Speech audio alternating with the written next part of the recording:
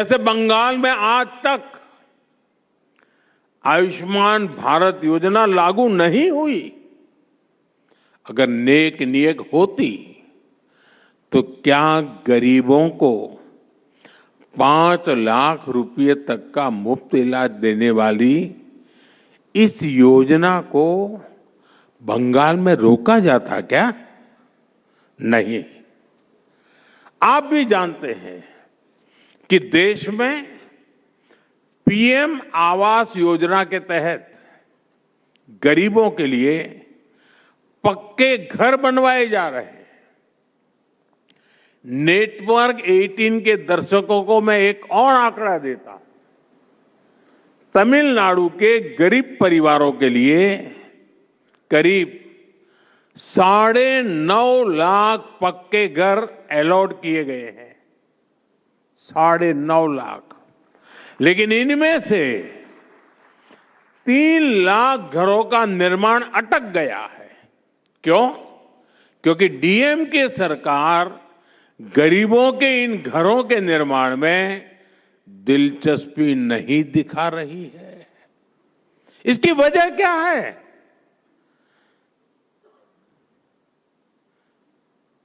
इसकी वजह है नियत नेक नहीं है। साथियों, मैं आपको एग्रीकल्चर सेक्टर का भी उदाहरण देता हूं। कांग्रेस के समय में खेती किसानी को अपने हाल पर छोड़ दिया गया था। छोटे किसानों को कोई पूछता ही नहीं था। फसल बीमा का हाल बेहाल था। एमएसपी पर स्वामीनाथन कमेटी की रिपोर्ट फाइलों में दबा दी गई थी।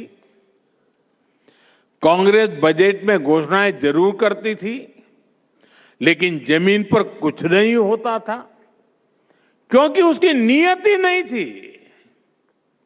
हमने देश के किसानों के लिए नेक नीयत के साथ काम करना शुरू किया और आज उसके परिणाम दुनिया देख रही है। आज भारत दुनिया के बड़े एग्रीकल्चर एक्सपोर्टर में से एक बन रहा है। हमने हर स्तर पर किसानों के लिए एक सुरक्षा कवच बनाया है। पीएम किसान सम्मान निधि के माध्यम से किसानों के खाते में 4 लाख करोड़ रुपए से अधिक जमा किए गए हैं। हमने लागत का 1.5 गुना एमएसपी तय किया और रिकॉर्ड खरीद भी की है। मैं आपको सिर्फ दाल का ही आंकड़ा देता हूं। यूपीए सरकार ने 10 साल में सिर्फ 6 लाख मैट्रिक टन दाल किसानों से एमएसपी पर खरीदी। 6 लाख मैट्रिक टन।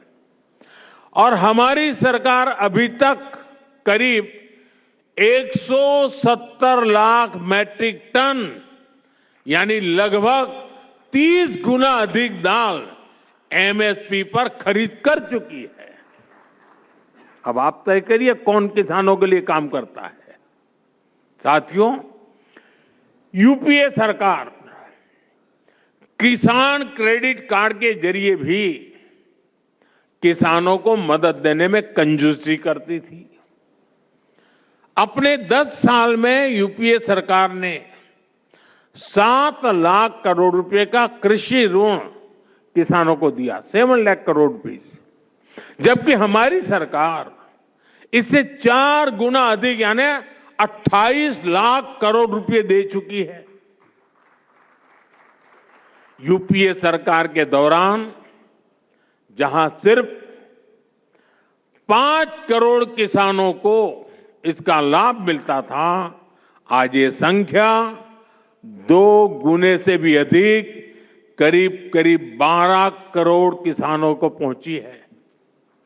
यानी देश के छोटे किसान को भी पहली बार मदद मिली है।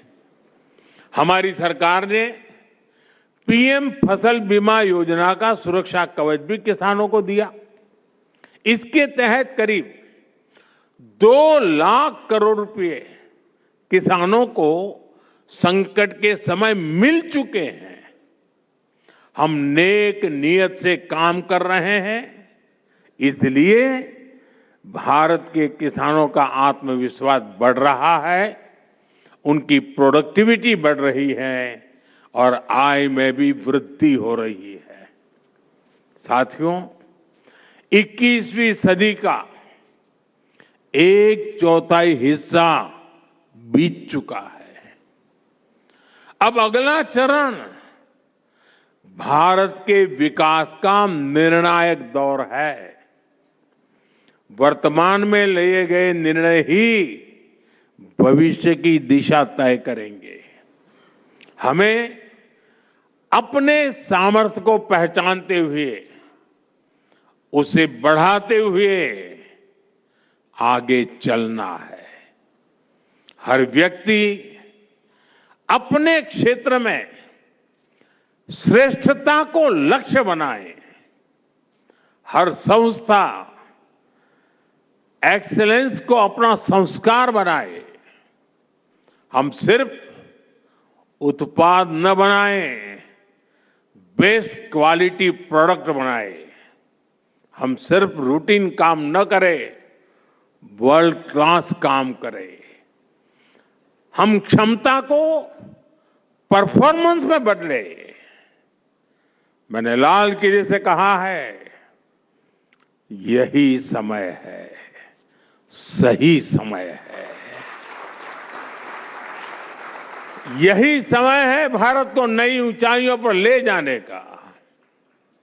एक बार फिर आप सभी को बहुत बहुत शुभकामनाएं, बहुत बहुत धन्यवाद। नमस्कार।